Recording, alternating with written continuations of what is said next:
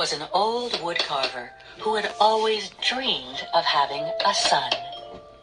He spent a long time carving a piece of wood to make a marionette that looked just like a child.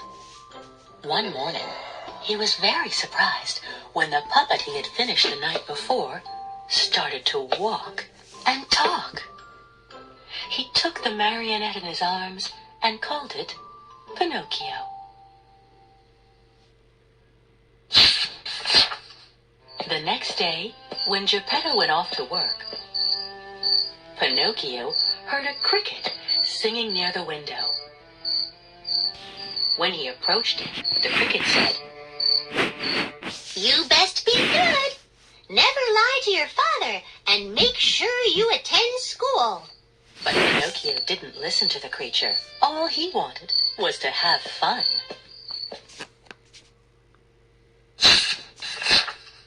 The next day, Pinocchio didn't go to school, despite what the cricket had said. He preferred to dawdle in the streets instead, staring fascinated at the toys in the shop windows. As he passed the town theater, he heard laughter coming from inside. Curious, Pinocchio decided to go in.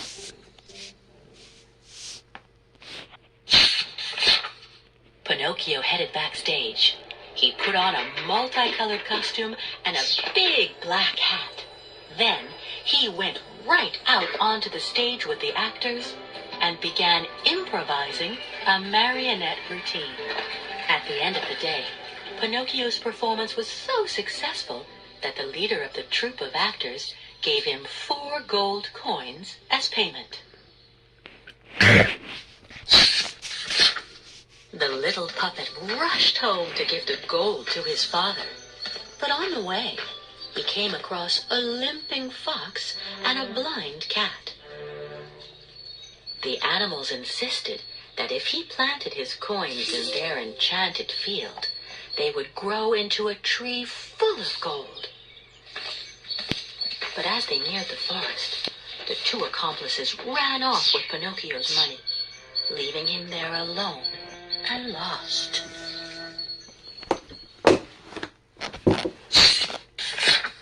As he tried to find his way home, Pinocchio spotted a small house in the forest. Tired and famished, he knocked on the door and was greeted by a lovely young girl with an angelic face and hair that was blue as the night sky.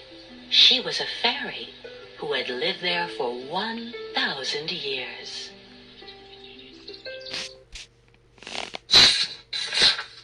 The fairy sat down close to Pinocchio and asked him, "Why aren't you in school today?"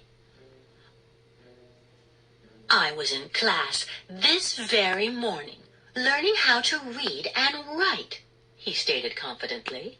The little marionette had barely finished his sentence when suddenly his nose began to grow.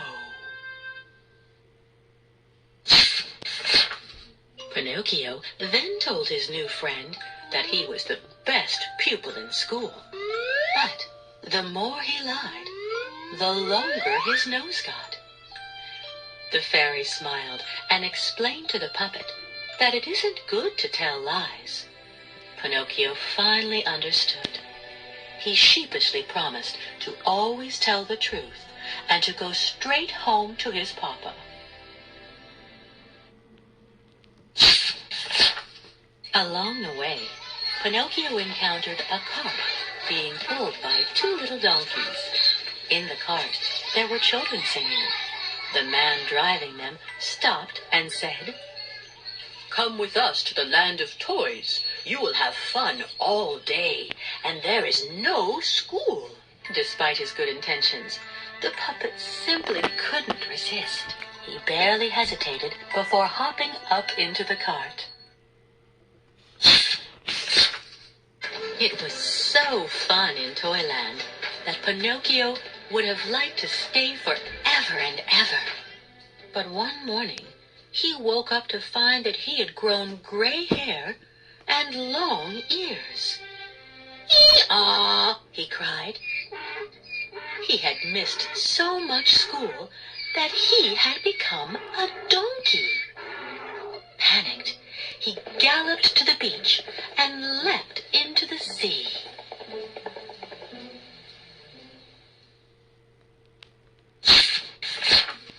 The moment he touched the water, as if by magic, Pinocchio turned back into a marionette.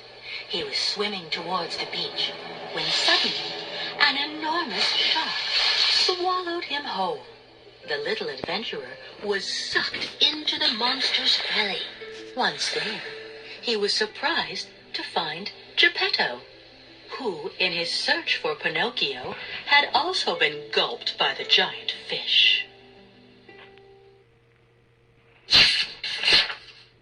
The old carver and his son were imprisoned inside the shark. But fortunately for them, the shark was suffering from a cold. It continuously coughed and sniffled. Suddenly, it sneezed so violently that Geppetto and Pinocchio flew out of its belly. Finally free, they swam back to dry land.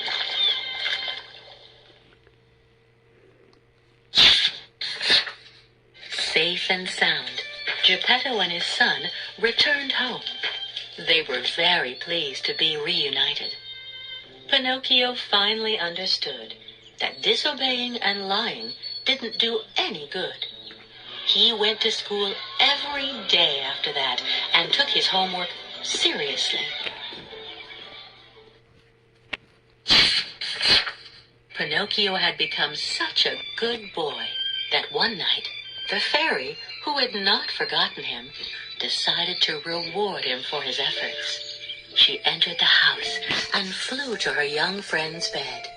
She lifted her wand and cast a spell, turning the marionette into a real little boy. Then she left as silently as she had come through the window.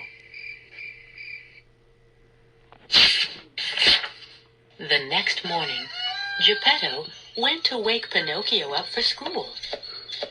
In his bed, instead of a marionette, slept a real little boy.